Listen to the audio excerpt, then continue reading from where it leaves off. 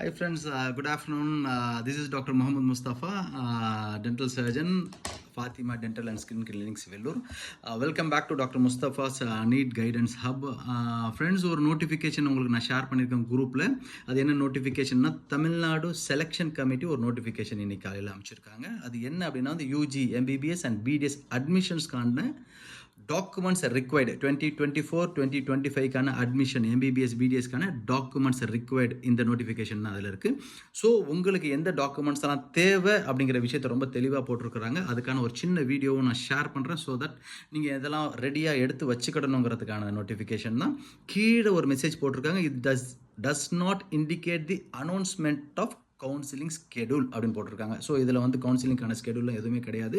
எந்த டாக்குமெண்ட்ஸ் தேவையோ அதெல்லாம் மட்டும் ரெடி பண்ணி வச்சுக்கங்கன்னு சொல்கிறாங்க. ஏன் அப்படின்னா வந்து போன வருஷமும் எப்படி நடந்துச்சுன்னா, முதல்ல எம்சிசியோடைய கவுன்சிலிங் ஸ்டார்ட் ஆகும், ஃபாலோட் பை தமிழ்நாடு கவுன்சிலிங். இந்த மாதிரி தான் first MCC Tamil Nadu, MCC Tamil Nadu, இந்த மாதிரி தான் வரும்.